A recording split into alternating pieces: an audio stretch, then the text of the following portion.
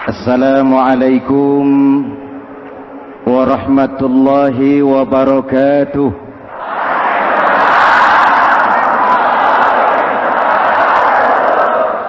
Alhamdulillah wassalatu wassalamu ala Rasulillah Sayyidina Muhammad ibn Abdullah wa ala alihi wa sahbihi wa mawala, amma ba'du. Hadirin hadirat ma'asyiral muslimin yang saya cintai, Ramadan adalah madrasah, sekolah, tempat di mana kita banyak sekali belajar tentang hidup dan kehidupan, supaya kita lebih siap menghadapi hidup, supaya kita punya wawasan, supaya kita mampu melihat persoalan jauh ke depan, supaya kita tidak terjebak pada keuntungan sesaat tapi merugikan jangka panjang.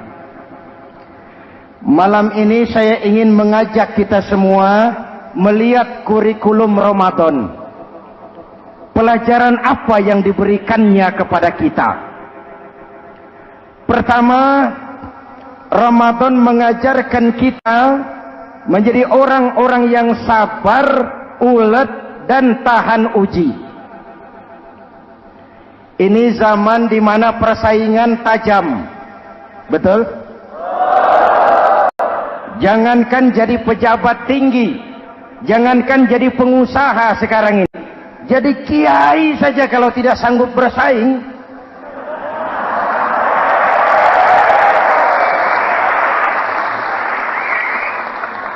ini bahasa kasar tapi jujur. Karena orang sekarang hidup di zaman banyak pilihan. Akibat persaingan yang semakin tajam, orang sering kehilangan kesabaran.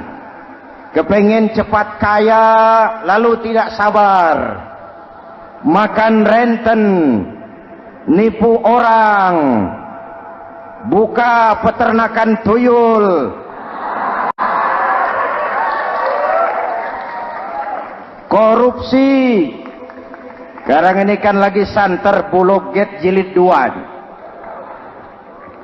Rupanya memang tajam uang Bulog itu. Bulog sudah memakan salah seorang mantan ketuanya. Berdoa amang. Bulog sudah memakan seorang presiden. Sekarang Bulog sedang mengarah kepada ketua DPR. Kita lihat hasilnya.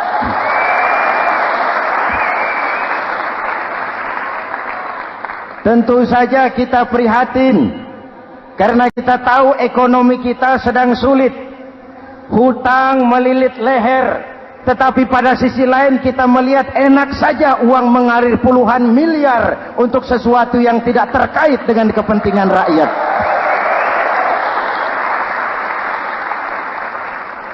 Karena itu puasa mendidik kita sabar. Biar lapar melilit perut, biar haus mencekik tenggorokan. Kalau maghrib belum datang, jangan sentuh makanan, jangan ambil minuman. Sabar. Betul? Ada waktunya. Lalu lintas itu macet karena kendaraan besar tidak mau ngalah, kendaraan kecil tidak tahu diri. Betul? Antrian di pasar kacau karena yang sudah dapat nggak mau minggir, yang di belakang dorong-dorong. Betul? Dimanapun antrian kacau, Bung. Kalau yang sudah dapat mau dapat lagi, yang nunggu kelamaan, akhirnya dorong-dorongan, kacaulah kehidupan sosial. Puasa melatih kita sabar.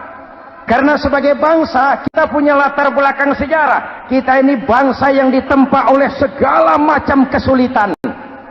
Kita 350 tahun dijajah Belanda, sulit. Setelah merdeka, kita dirongrong oleh berbagai macam pemberontakan, susah. Lalu PKI berontak, susah lagi.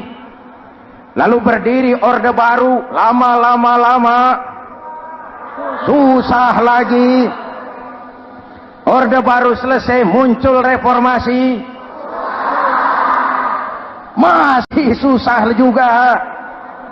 Kita bangsa yang ditempa oleh kesulitan, bangsa yang tahan bantingan, bukan bangsa yang cengeng. Karena itu mari kita menjadi diri kita. Kita akan gagal kalau kita mau jadi orang lain. Kita akan gagal kalau kita hidup di bawah bayang-bayang orang lain. Jadilah kita diri kita sendiri. Sabar, ulet, dan tahan uji. Inilah kurikulum pertama dari pelaksanaan ibadah puasa. Sehingga dengan dibekali sifat sabar, kita bisa mengendalikan diri. Manusia hebatnya ya. Ayo kita banding-bandingkan. Malaikat, binatang, manusia. Malaikat tidak diberi nafsu, hanya diberi akal. Kalau malaikat tidak pernah salah, wajar. Jibril nggak pernah korupsi ayat. Ini ada ayat bagus, saya pakai sendiri saja ini. Tidak. Malaikat maut tidak pernah salah adres mencabut nyawa orang yang belum waktunya mati. Tidak pernah. Dan itu wajar. Malaikat makhluk tanpa alternatif. Secara instinktif dia diciptakan untuk taat. Sebaliknya binatang diberi otak tapi tidak diberi akal. Binatang hanya diberi nafsu. Kalau binatang tiap hari salah, wajar. Ayam, kalau sudah datang syahwatnya, tidak usah menoleh. Ini banyak orang apa tidak? Betul. Kuda keliling kota, tidak pakai celana, tenang saja. Betul. Dan wajar, namanya juga binatang. Sedangkan manusia diberikan akal dan diberikan nafsu. Tiap hari terjadi perjuangan. Kadang akal menang, kadang nafsu yang menang. Ketika akal menang, kita lebih tinggi dari malaikat. Ketika nafsu yang menang, kita lebih rendah daripada binatang. Hadirin yang saya cintai, itu pelajaran pertama, sabar, ulet, tahan uji. Lalu pelajaran yang kedua, melahirkan sikap istiqamah, punya stabilitas temperatur batin, istilah sekarang. Soal istiqamah ini saya tidak akan menjelaskan pengertiannya, saya mau cerita saja. Mau dengar nggak? Ini tentang istiqamah. Dalam satu pertempuran, Jenderal Salahuddin Al-Ayyubi bersama tentaranya, tentara Islam, pernah mengalami kekalahan. Karena kalah, banyak yang ditahan jadi tawanan orang-orang kafir, beberapa perwira dan banyak ofsir. Tercatatlah ada 3 orang ofsir jadi tawanan raja kafir ini. Satu hari raja kafir musyawarah dengan perdana menterinya. Perdana menteri, saya tuan raja, ini tawanan Islam ini enaknya diapain? Kalau enaknya sih dibunuh saja tuan raja, selesai urusan. Soal bunuh sih gampang, Perdana Menteri. Maksud tuan raja, bujuk saja agar dia meninggalkan Islamnya, ikut ke agama kita. Nanti kita kasih hadiah. Begitu. Iya, baiklah. Besok saya sidang 3-3-nya. Besoknya ini 3 ofsir disidang di tempat terbuka langsung oleh Perdana Menteri.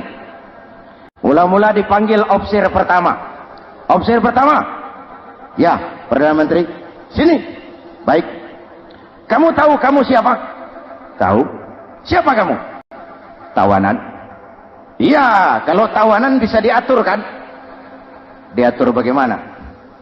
Kamu mau nggak ikut saya bersama Tuan Raja meninggalkan Islam agamamu, mengkhianati saudara-saudaramu sebangsa, setanah air, sekeyakinan? Ikut dengan saya, tinggalkan Islam. Nanti kamu akan saya angkat jadi pejabat tinggi, gaji cukup, rumah cukup, kendaraan cukup, istri cukup. Tapi kalau kamu menolak, kamu akan saya bunuh. Tuan Perdana Menteri, ya. Apa Anda menyangka selama ini saya berjuang karena kepengen kedudukan yang tinggi? Nih. Tuan menyangka saya berjuang ini karena kepengen harta yang banyak, jaminan hari depan yang memadai? Tidak, Tuan Perdana Menteri. Saya tinggalkan keluarga, kampung halaman, sanak famili, handai taulan. Saya jihad karena mengharap ridho Allah Subhanahu wa ta'ala. Tapi sekarang kamu tawanan kan? Itu resiko perjuangan. Kamu tidak mau meninggalkan Islam? Tidak. Kamu akan saya bunuh. Silakan. Kamu tidak takut mati? Tidak. Kamu berani? Dari kemarin. Apa dikira baru sekarang saya berani? Tuan Perdana Menteri, saya berharap memang saat-saat seperti ini bisa saya temukan. Ibadah saya sedikit, sholat saya kurang, puasa saya kurang. Barangkali dengan jihad saya bersimbah darah, mati di tangan Tuhan, Allah akan mengampuni dosa-dosa saya dan saya dapat tiket untuk mencapai keridhaannya.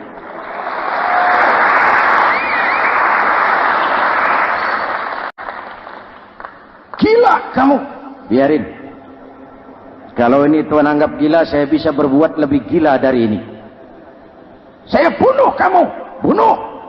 Algojo dipancung, deal. Ini terlepas kepalanya dari badannya, menggeluntung kepalanya ke bawah, jatuh bergelindingan. Itu kepala lepas dari badan, ngaji,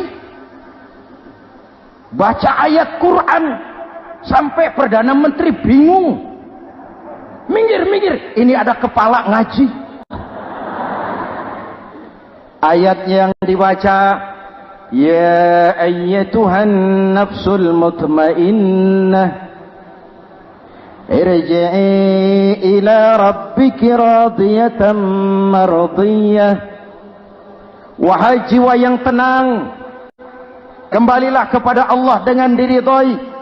Masuklah ke dalam golongan hamba-hambaku dan masuklah ke dalam surgaku. Matanya terpejam rapat, bibirnya tersenyum. Dia gugur sebagai syahid karena membela keyakinan. Dia istiqamah, tidak goyah oleh tawaran jabatan dan kedudukan yang tinggi.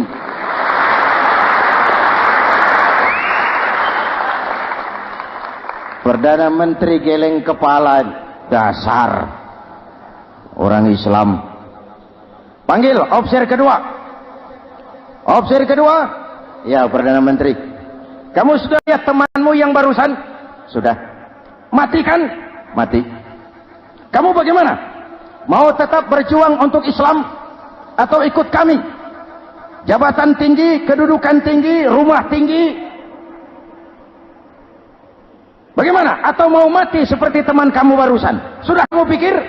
Sudah, Perdana Menteri. Sudah apa? Sudah, jangan banyak omong.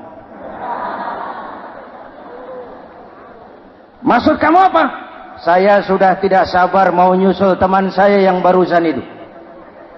Saya tidak bayangkan bagaimana disambut oleh malaikat di surga, disambut oleh para bidadari di surga, menggapai ridho Allah. Oh, Perdana Menteri, sudah jangan banyak omong. Kalau mau potong, potong saya.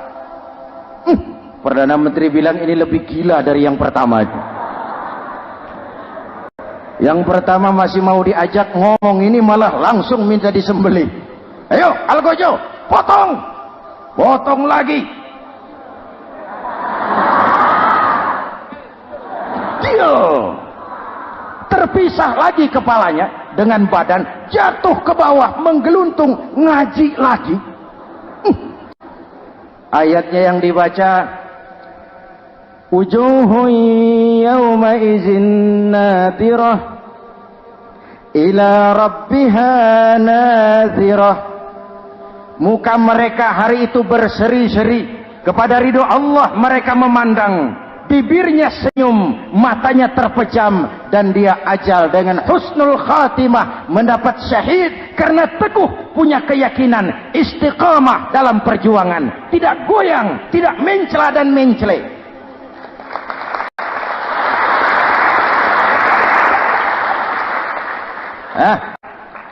Opsi ketiga, sini. Yap, siap Perdana Menteri. Kamu sudah lihat nasib 2 orang teman kamu? Sudah. Mati kan? Mati. Kamu mau seperti dia? Oh, tidak Perdana Menteri. Saya tidak mau mati. Daripada mati kan lebih baik hidup. Kamu mau ikut saya? Mau Perdana Menteri. Mau. Gaji besar, rumah besar, kendaraan besar, istri.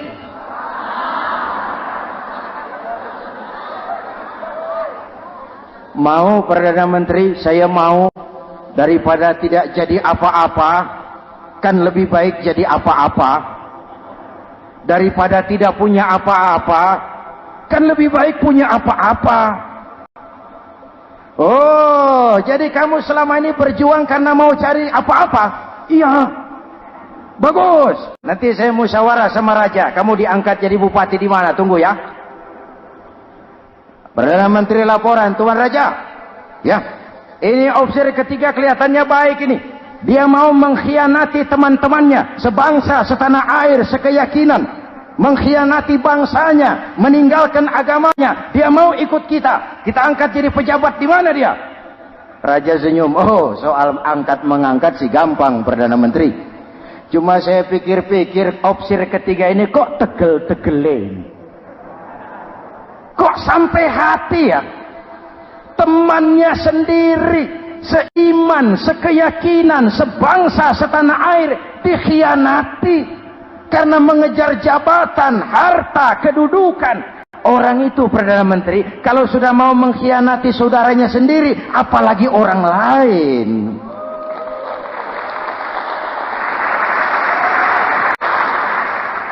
Ini opsi ketiga, ini opsi bejat.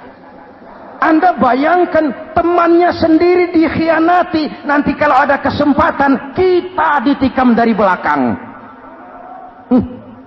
Jadi bagaimana Tuan Raja? Malah kalau saya lihat yang 2 yang sudah mati itu orang hebat Perdana Menteri, punya pendirian, istiqamah. Malah kalau bisa yang 2 itu dihidupin lagi.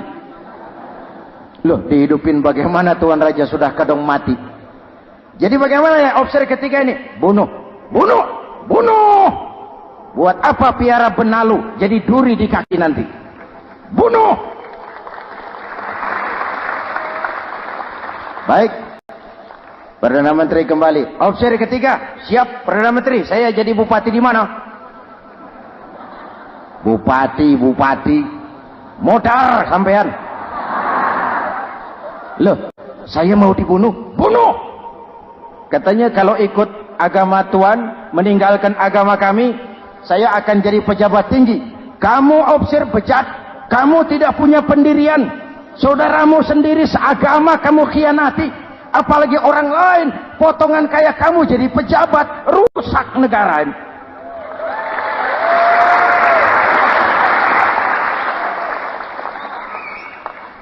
Hadirin hadirat yang berbahagia, saya lanjutkan cerita ini. Nanti kesimpulan diambil sendiri-sendiri. Jadi saya mau dibunuh Tuan Perdana Menteri. Ya, kamu mau dibunuh. Tidak jadi pejabat. Tidak. Kamu bejat. Bejat kok mau jadi pejabat. Nanti juga kalau kamu jadi pejabat, paling kerjamu memperkaya dirimu sendiri, paling banter keluargamu dan golonganmu. Rakyat tetap saja tidak terurus.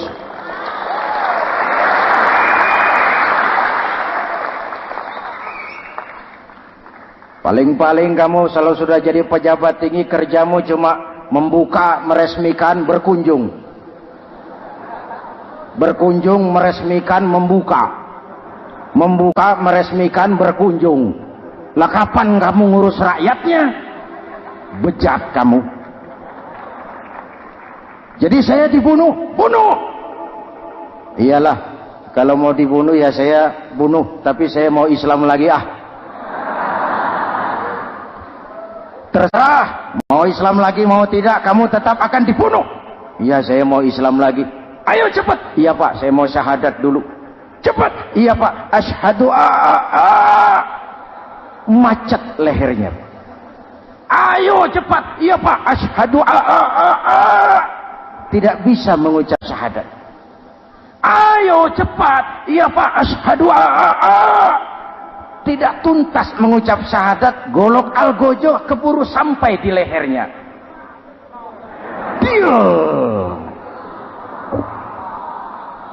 Darah mancur, pisah kepala dengan badan, menggeluntung ke bawah. Ngaji lagi.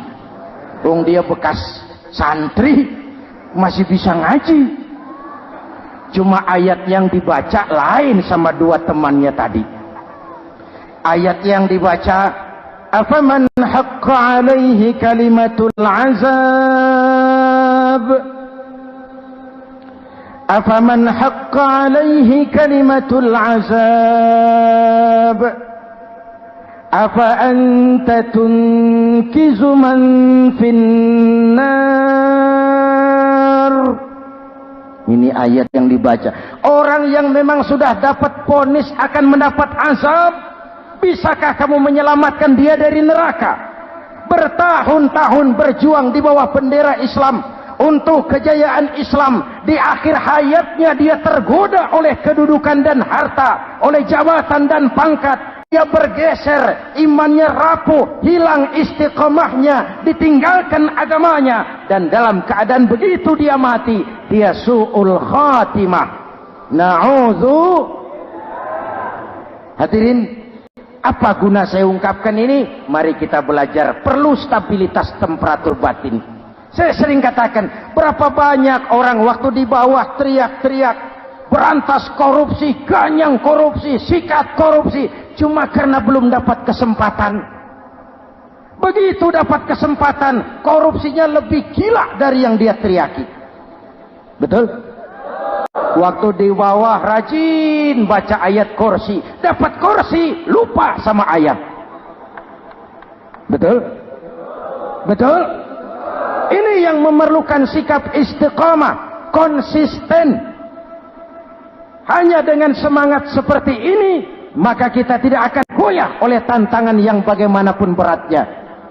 Hadirin yang saya muliakan, Allah berjanji, orang-orang yang beriman, kemudian beristiqamah, tatanazzalu alaihimul malaikatu alla takhafu wa la tahzanu.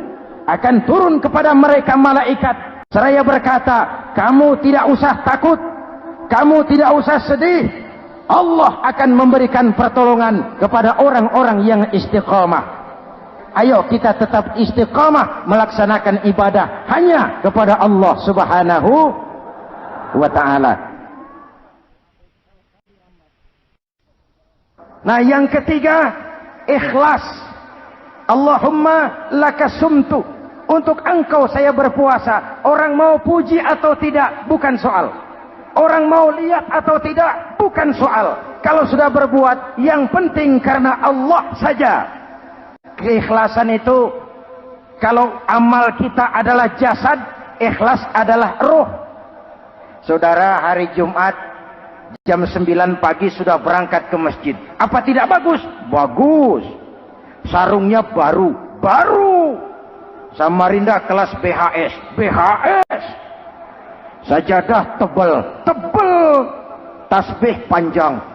Jam 9 sudah berangkat. Iya, padahal sholat jam 12. Betul. Apa pahalanya besar? Nanti dulu. Itu berangkat jam 9 itu maunya apa? Pameran sarung? Atau di dekat masjid ada janda? Atau apa? Disinilah peran keikhlasan. Keikhlasan itu bukan kata. Malah kalau kita, saya ikhlas loh, biasanya tidak ikhlas kalau sudah ngomong begitu. Ikhlas itu amalan batin. Puasa ini menyelamatkan kita dari penyakit riya. Saya ingatkan Al-Ghazali bilang penyakit dua macam, penyakit zahir dan batin. Bedanya apa? Pertama, penyakit zahir yang punya lebih tahu dari orang lain. Tapi penyakit batin orang lain lebih tahu dari yang punya. Kalau kita punya kanker darah tinggi, kita tahu, orang lain tidak.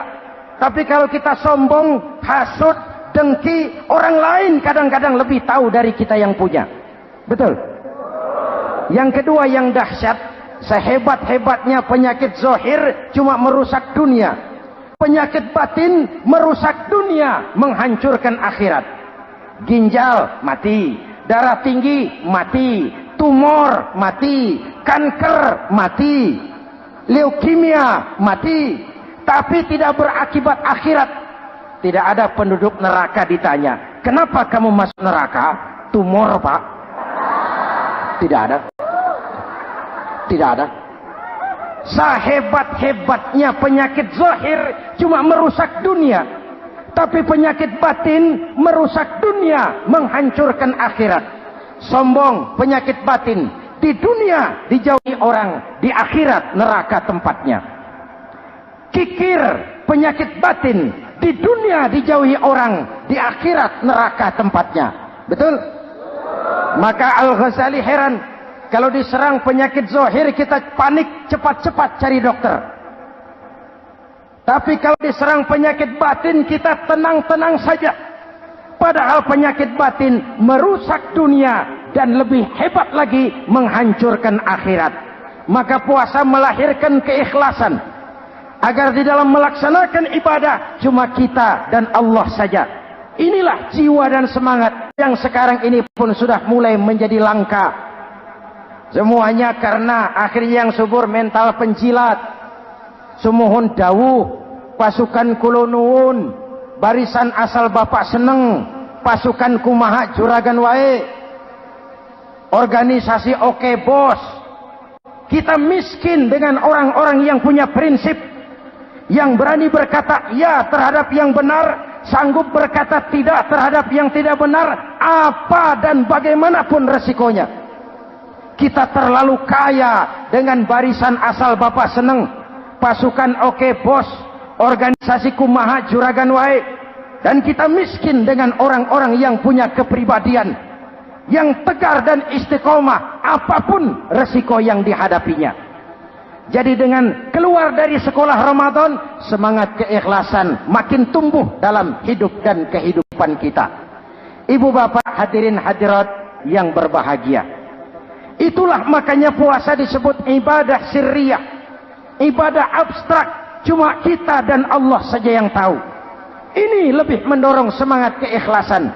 Kata Imam Al-Ghazali, "An-nas kulluhum mauta illa al-alimun, wal-alimuna niyamun illa al-amilun, wal-amiluna mughtarruna illa al-mukhlisun." Manusia itu mati kecuali orang yang berilmu. Orang yang berilmu walaupun hidup tidur, kecuali yang mengamalkan ilmunya. Dan orang yang mengamalkan ilmunya banyak yang tertipu, kecuali yang ikhlas di dalam mengamalkan ilmunya. Manusia mati kecuali yang berilmu. Yang berilmu walaupun hidup tidur, kecuali yang mengamalkan ilmunya. Yang mengamalkan ilmunya banyak yang tertipu, menyangka amalnya sudah banyak, sholatnya sudah hebat, zakatnya sudah luar biasa, jihadnya sudah mantap. Banyak yang tertipu, kecuali yang ikhlas di dalam mengamalkan ilmunya. Jadi amal tanpa ikhlas, jasad tanpa ruh.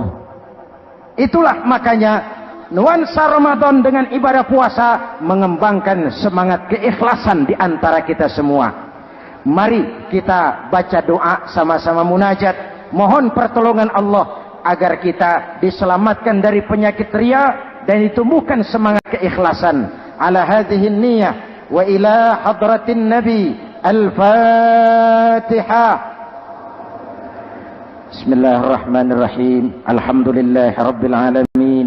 Ar-Rahmanir Rahim. Maliki yaumiddin. Iyyaka na'budu wa iyyaka nasta'in.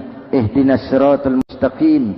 Siratal ladzina an'amta 'alaihim ghairil maghdubi 'alaihim waladdallin. Amin. Bismillahirrahmanirrahim. Amin. Alhamdulillahi rabbil alamin. Allahumma salli wa sallim mubarak ala sayyidina Muhammadin wa ala alihi wa sahbihi ajma'in. Allahumma ja'al jam'ana hadha jam'an marhuma wa tafarruqana min ba'dihi tafarruqan ma'suma.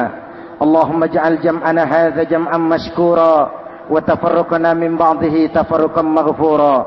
Allahumma ja'alna minas su'ada'il maqbulin wa la taj'alna minal ashqiya'il mardudin. Rabbana taqabbal minna salatana wa siyamana وقيامنا وتخشعنا وتعبدنا وتضرعنا وتمم تقصيرنا برحمتك يا أرحم الراحمين. اللهم أصلح من في صلاحه صلاح المسلمين. اللهم أهلك من في هلاكه صلاح المسلمين. Ya Allah, dengan sepenuh perasaan dan pengharapan, dengan segala keremahan dan kerendahan, kami bermohon kepadamu, berikan kami kekuatan zahir dan batin. Berikan kami kesabaran dan ketabahan, sikap istiqamah dalam mengarungi hidup yang penuh ujian ini. Karuniakan kepada kami pemimpin-pemimpin yang takut kepadamu dan sayang kepada kami. Rabbana hab lana min azwajina dzurriyyatina qurrata a'yun waj'alna lil muttaqina imama. Afdalu ma qultuhu ana wan nabiyyuna min qabli. La ilaha illallah.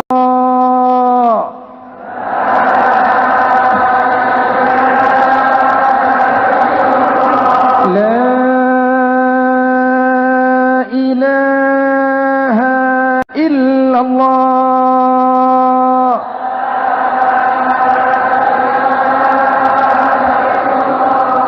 Muhammadur Rasulullah.